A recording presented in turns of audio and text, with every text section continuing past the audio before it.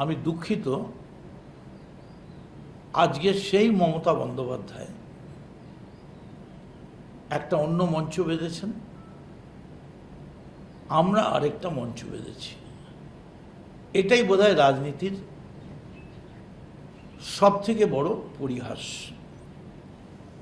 কিন্তু এ ব্যাপারে কোনো সন্দেহ নেই, যদি মমতা বন্দ্যোপাধ্যায় সেদিন 21শে জুলাই না করতেন, আরও 50 বছর সিপিএম ক্ষমতা থেকে যেত না। এবং তৎকালীন প্রদেশ কংগ্রেস সোমেন মিত্র প্রতি মুহূর্তে আমাদের পেছন থেকে নয়, সামনে থেকে, পেছন থেকে, পিঠ থেকে, পাশ থেকে কন্টিনিউয়াস আমাদের ছুরি মেরেছিলেন। এবং ওরাই পুলিশকে বলে দিয়েছিলেন এটা এই রক্তাক্ত হবে। একটা কথা আমি বলিনি খালি আপনাদের, সকাল 8:30টার সময় 21শে জুলাই আমি মমতা ব্যানার্জির বাড়িতে গিয়েছিলাম। যেদিন ঘটনা ঘটে সেদিন আমাদের মধ্যে কিছু কথাবার্তা হয়েছিল।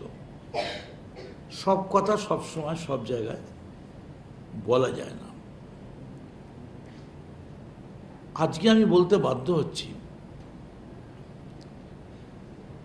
আমার খুব কষ্ট লাগছিল। একটু আগে আমি মেয়র রোড দিয়ে আসছিলাম, প্রচণ্ড বৃষ্টি দেখে আমি মেয়র রোডে দাঁড়িয়ে গেলাম। 50টা ছেলে ভিজে ঝোড়ো কাকের মতো তারা এসে আমায় বলছে, আচ্ছা আমরা কোথায় যাব, আমাদের থাকার জায়গা, আচ্ছা আমরা কোনো খাওয়া দাওয়া বা কিছু তো কেউ বলেনি, তোমাদের কেউ জানায়নি কিছু? তো বলো না, আমাদের তো কিছু বলেনি, কিন্তু আমরা বুঝতে পারছি না আমরা কি করব। আমি তখন আমার পকেট থেকে সামান্য কিছু টাকা আর ওই ডেকোরেটরের যে জামা কাপড়, ওই কাপড় টাপড়গুলো দিয়ে ওদের বলবেন এগুলো দিয়ে মাথা টাথা গা হাত পা মুছে, কিছু যদি না পাও ক্ষুদিরাম অনুশীলন কেন্দ্রে চলে যাও, ওখানে গিয়ে আমার কথা বলো। আর সঙ্গে সঙ্গে আমি অরূপ, আমাদের স্বর্ণদার ছেলে সন্দীপনকে ফোন করে বলে দিলাম যে এই সিস্টেমে তো প্রত্যেকবারই লোক আসে, কিন্তু এবার কোনো সিস্টেম ওরা করেনি। কেন করেনি? কারণ 2500 সিগারেটওয়ালা, পানওয়ালা, খৈনিওয়ালা যারা ওখানে ঘুরবে, আর ওই রজনীগন্ধা বা বেলফুলের মালা ওখানে খুব বিক্রি হয়, বেলফুল, জুঁই ফুল, লোক যেসে বিড়লা প্ল্যানেটের মোড়টায় না, বেলফুল দাও, বেলফুল দাও, ভালো ফুল দাও, গোলাপ দাও, ওগুলো খুব বিক্রি হয়। তো ওইখানে আর ঘোড়ার গাড়িতে চড়ার জন্যে মাথায় রজনীগন্ধা, তা এই নিয়েই 2500 হয়ে যাবে। তো সেই জন্যে কোনো ব্যবস্থা হয়নি। ছেলেগুলো যাবে কোথায়? আমার খুব কষ্ট হলো। I am really sad. But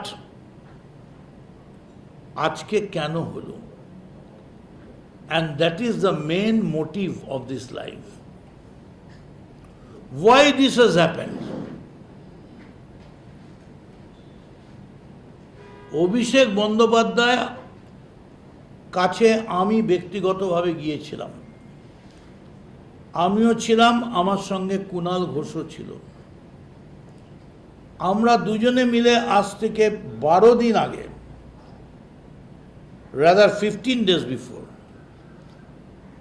অভিষেক বন্দ্যোপাধ্যায়কে বলেছিলাম একটা স্টেটমেন্ট করে বলে দে যে আমি সব কিছুর জন্য দায়ী, আমায় আপনারা মুক্তি দিন, আমি সব দায়িত্ব থেকে সরে যাচ্ছি, আপনারা চালান পার্টি, 1 বছর আমাকে অন্য কাজ করতে, কত কাজ করার আছে, ব্যবসা করো, রিসার্চ করো, পড়াশোনা করো। তার উত্তরে অভিষেক আমাদের বললেন যে আমি যে ছেড়ে দেবো তার বদলে আমায় কি দেবে? তা আমরা বললাম এটা তো মানে ওই বিয়ের পাকা দেখা নয় যে তুমি গলার হার দেবে আমি তোমায় আংটি দেবো। এটা সিম্পল পলিটিক্যাল ডিসিশন। তখন বললো তাহলে আমাকে আমেরিকাটা ছেড়ে দিক, তা আমেরিকা ওরা কি করে ছাড়বে? আমেরিকা ছাড়বে তো কোর্ট। আর আমেরিকা গিয়ে কেউ যদি না ফেরে তখন কি হবে? তাহলে একটা কাজ করুক, আমি যা যা বলবো সেই কন্ডিশনগুলো ফুলফিল করুক। এমন মনে হচ্ছে বোধহয় আলেকজান্ডার পুরুষ সঙ্গে কথা বলছে। আমি অবাক হয়ে গেলাম। আমি ওকে বুঝিয়ে বললাম, যে জিতা ওই সিকান্দার, বিজেপি জিতে গেছে, তুমি পদত্যাগ করো। আজকে হঠাৎ আমি শুনলাম, পরশুদিন গতকাল উনি বলছেন আমি পদত্যাগ করতে রাজি আছি, এক্ষুনি পদত্যাগ করব, চলে আসুন আপনারা। সব ড্রামা, কেউ ফিরবে না। কি করে ফিরবে? আপনি যদি নাটকের চূড়ান্ত মুহূর্তটা আপনি ভিলেনের মতো হিরোর জায়গায় নিজেকে প্লেস করে নিজে পছন্দ করেন, তাহলে তো হতে পারে না।